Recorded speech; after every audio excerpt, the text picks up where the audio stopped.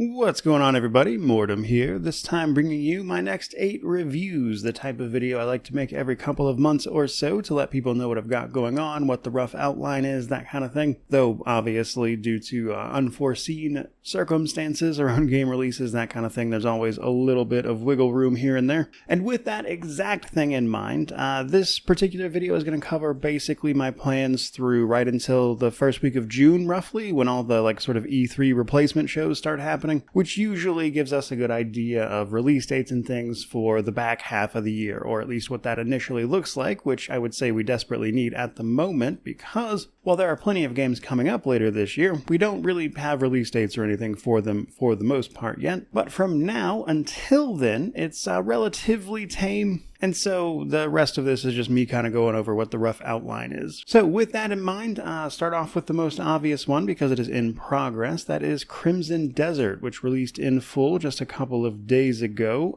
This is almost certainly going to take me a while. It is a pretty massive game. I'm about 30 hours into it. Still plenty of stuff to go.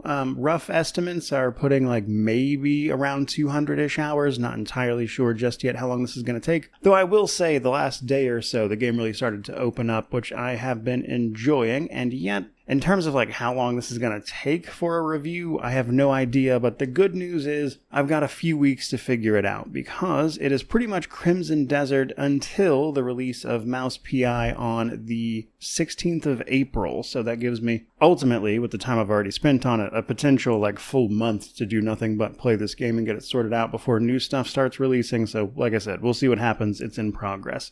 Next up, I want to talk about the 2 DLCs that I have my eye on for April, starting with Terran Armada for Starfield on April 7th. That is a paid DLC, so I plan on jumping in and taking a look at it firsthand, and while I have covered it pretty recently, I have not obviously played that for myself just yet, and I want to get in there and actually see what it's all about and how a lot of that and the Free Lanes update changes feel for myself, so expect a video on that to be sure. And then Diablo 4 is releasing its Lord of Hatred DLC towards the end of April on the 28th. I've already discussed this in a video recently talking about some of their more recent changes generally, and my goal for this is to basically take a pretty casual look at the DLC and just kind of see what it's all about. Mostly doing that one for my own curiosity and just the stuff I want to do. Don't expect anything, I would say, super sweaty with that video. It's really just going to be a much more casual approach. Then we have our maybe pile. So there are 2 games that I have marked down as a maybe. I don't know if I'm going to cover these or not yet,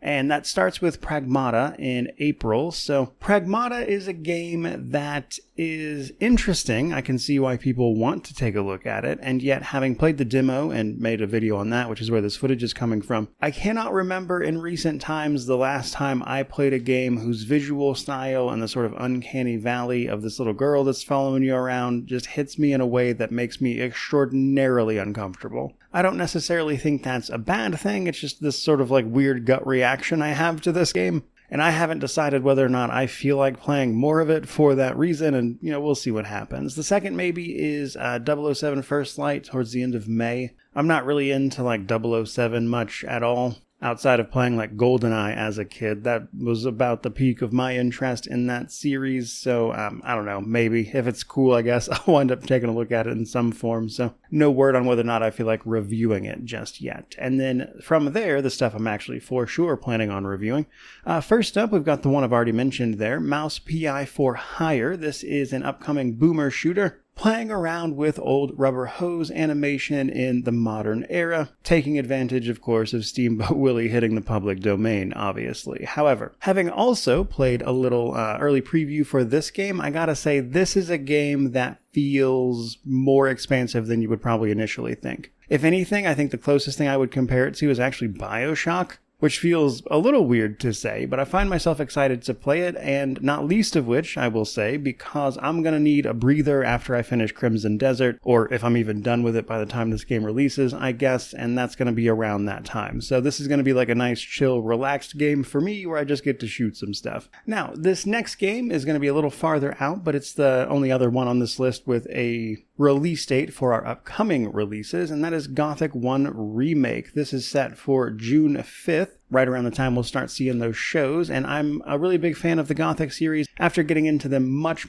later, like the past few years actually, and I've been checking it out, keeping it up with its development and everything, and I'm excited for what they do with this remake. Genuinely hoping it gets more people into that franchise, because while I am also very much late to the party on that one, I really thought the first one was pretty special when I played it, and I hope this kind of brings more people into how cool that is. Now, the rest of the stuff on this particular list are, outside of one of them anyway, things that have already released, because there are not too many new releases between now and the next couple of months anyway, and so it's going to be a lot of old releases here. Kicking that off with Shadow of War. I recently got through Shadow of Mordor, and I want to add Shadow of War to my back catalog as well, and it's a game I played a fair bit, and actually back before they removed all of the pay-to-win stuff, and so my initial experience with it way back when was very grindy, because I did not in fact pay to win. But in addition to just wanting to cover it for the channel, it will be a slightly different experience, if only for that reason, so that's something to look forward to for me at least. Following on from that, I'm going to take a look at Alan Wake 1. So we've got Control Resonant coming out later this year, and it is a sort of shared universe with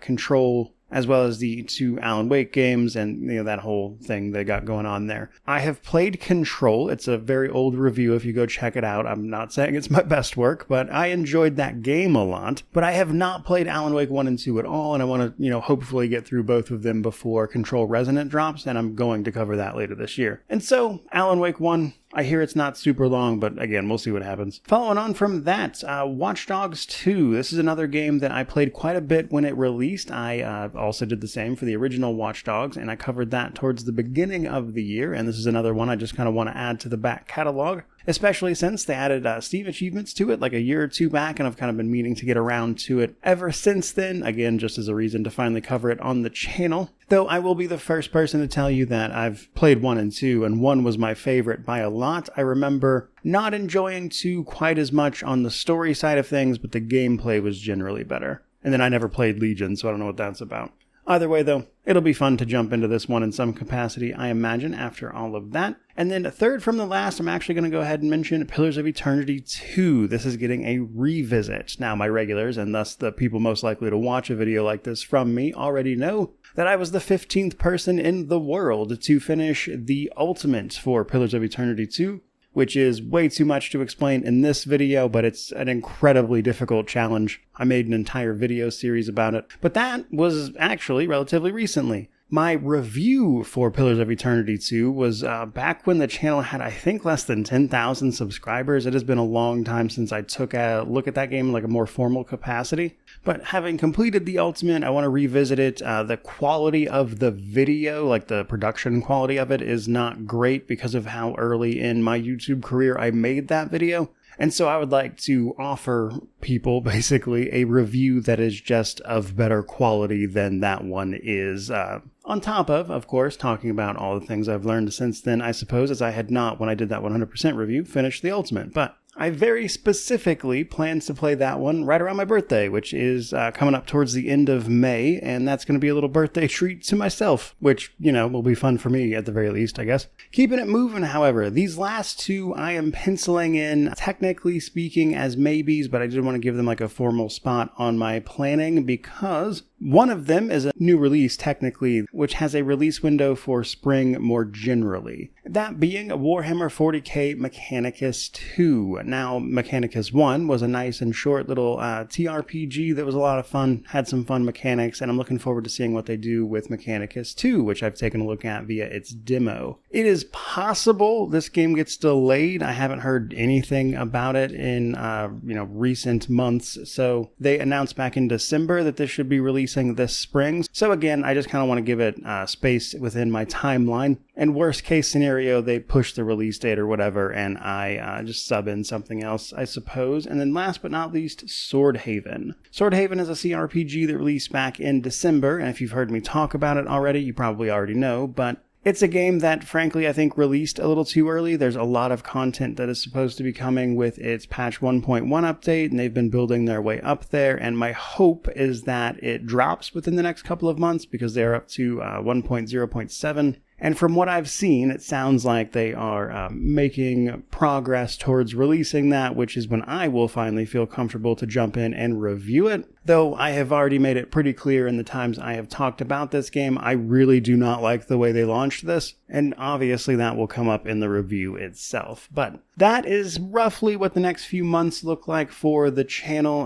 All sorts of stuff going on, but mostly prior releases, I would say, and hopefully, with any luck, you guys are looking forward to some of that stuff. And the next time we take a look at the future will be after, again, all of the shows right at the start of June that kind of tell us what the back half of the year is going to look like. I will say, personally, I really want the exact release date for the Fable reboot, hoping they show more of that there. And of course, I'm also very curious about what Owlcat is up to as well, and whether or not they'll be showing anything soon enough. But for today, that is pretty much going to do it. Certainly hope you enjoyed the video. If you did, or you're looking forward to any of these reviews, by all means, like, comment, subscribe, all the YouTube jazz. But regardless of any of that, truly, just thank you so much for watching. I really do appreciate it. May you wander in wisdom and have an amazing day.